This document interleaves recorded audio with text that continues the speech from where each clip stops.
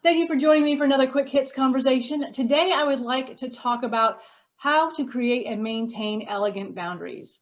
And this conversation came up for me because I was talking to someone and he said, you should never have boundaries. And when I pushed on that, then he said, well, all boundaries should always be flexible.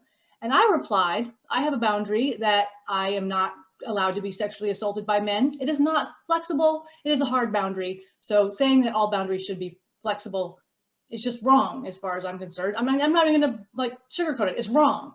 So I would love to have a conversation with you guys about that. How do you create and maintain elegant boundaries, assuming you think boundaries are a good idea?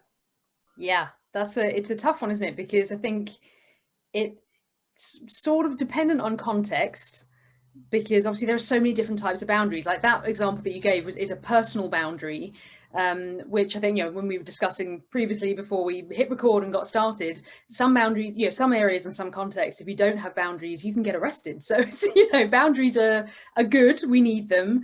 I guess I can see where the idea of flexibility and all of that, I think everything should be sort of treated in accordance with its own merits. Mm-hmm. And some boundaries, when we start moving into the field of sort of bias and prejudice and that kind of thing, that type of thing, then it has to be flexible, I guess. But yeah, I think context is key with that. Brought up boundaries and I went with personal space boundary. I'm like, right now, my bubble is much bigger than it was a year and a half ago. And I definitely don't have that feeling from other people at times. So my internal picture is I want a little spray bottle to be, maintaining that boundary. I don't care what's in it, just something that I can spray people with. Not necessarily something you can do all the time or even outside of your own head, but it helps to contextualize that idea of, sometimes you just have to do that pushback like you did, Robyn. Like, no, this is a boundary. I'm going to maintain this. Mm-hmm. Oh, I love this topic, and there's two things I would love to say. First, I have learned the hard way that creating boundaries is an act of self-love and self-respect, and self-love does not equate self-sacrifice, where the boundaries then come in. And the second part, then, for some of us, it's in service-based business. We have all been requested to have our brains picked, or, well, this comes so easy to you. Can you just do it for free or discount the fees, whatever it is? In relationships, same way. I know again, personal experience, relationships as well, they evolve, they transform. Some of them come to completion when you decide to create certain boundaries. And employment, Robyn, I saw your post from the other day and I was like, this is so on point, even for this day of age. Not only Europeans, since I'm a European, we go on vacation, we turn off devices and like, I'll be back in September. Here in the States, I was working as a business owner from a hospital bed the same day that I delivered my daughter. Mm-hmm. And then also with the pandemic, the lines between work and business and home have been blurred. And when, like you're saying, the bubble is getting bigger and bigger and bigger because in some way we were distilled down to name on the screen and an email, and forgetting that the person on the other side is actually a human that has a life, not just being available 24/7. Yeah. What are you guys' thoughts on the saying that the only people who have problems with boundaries are the people who want to cross them? Or I guess that would make sense. That doesn't necessarily it doesn't mean to say that they are wrong for wanting to cross them. Obviously, it depends on the boundary, because if, when back in the day, when, a black kid wanted to get on a white bus, that was a boundary they wanted to cross, but rightfully so. Mm-hmm. So yeah, I think I'd agree with the statements, but I think it doesn't necessarily, because it seems to have sort of negative connotations, like, you just have a problem because you want to cross the boundary, and that's bad. But actually, I think that can be a good thing, which I guess is a sort of thing of, well, boundaries shouldn't always be flexible, but we should always have it in us to question whether we've put them in place for the right reasons. Mm-hmm. Yeah, I feel like personal boundaries are so important and hard to maintain Like it's really easy to let someone eat into your time. Like I did a post about the difference between free time and available time. Available time, other people book. Free time, you get to defend. And you have to decide what your time looks like. And that's a boundary. For me, they're two separate things. So I feel like personal boundaries, especially if you're a business owner, I also find that women tend to have a little more challenge maintaining their boundaries. How do you do that elegantly? How do you say to someone, I have a policy, I don't do this, sorry?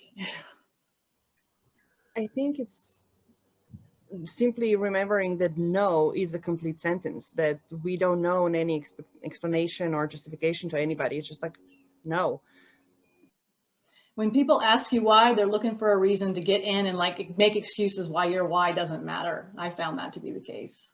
Yeah, you know, it's tricky though, isn't it? Because I guess it gets complicated when, so in a business context, if somebody says, oh, could you, you know, if you're in different countries, different time zones, for example, and they say, can you just work with me and get up in the middle of the night and, you know, deliver this session or whatever, to come back at someone just with a no, they would think, okay, abrupt, rude, forget, you know what I mean? So it's then, to what extent do you sugarcoat it? To what extent do you give your reasons and your justifications? Because it's kind of required for good manners, but like you say, you know, both of you, you also don't want to open the door for negotiation. So yeah. Right. I feel like with your example, Karina, I feel like if someone wants me to get up at 3 a.m. to deliver something, I might say, well, 3 a.m. is not going to work for me, but let's talk about, you know, 6. I can probably make something work at 6 a.m. That's an option. Yeah. Or on the other hand, for example, somebody who travels, I have gotten up at 3 a.m. if I was the one traveling to accommodate the standing appointment. But if it's the other party who's approaching me, then Robyn, I agree with you entirely. Well, let's find common ground here. But it's, again, Karina, like you started off with, a context. Context really matters.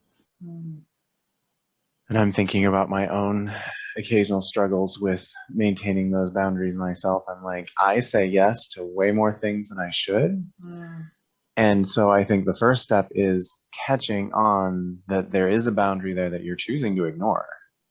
Oh, right. That often happens for me. I'm like, oops, nope, should not have done that. Right now, I'm really hoping something gets canceled on Monday. I'm going to follow through on it, but I'm really, really hoping it gets canceled. That's true, because I guess the elegant way to do it, you can't do it elegantly if you're backpedaling. If you've already said yes and you've got to then pull out, it's a lot harder than if you've got it up front. That's, yeah, it's a really good point. So yeah, noticing your own boundaries, or recognizing, like consciously being aware of what your boundaries are before you cross them. I mean, how often do you see posts where people say, I made these plans when I thought I would want to do it? Yeah. So how do you become more aware of what your own personal boundaries are? What does that process look like? I mean, step one for me is looking back and saying, okay, where are all those decisions that I regret having said yes to? Because that's almost always where I do it. It's like, I should not have said yes to that. I kind of knew a hint going into that I somehow wasn't hearing at the time. Good. Let's see if I can pay some more attention to that hint in the future. Are there other things of that nature that come up for me that I'm tempted to say yes to and struggle with? Let's, you know, dig the well before I'm thirsty and think about that offline instead of waiting until I'm in the moment going, no, let me think about this really hard while we're in the middle of it. No, that's not the right time to do that. Yeah, watching out for those ambush conversations. Yeah.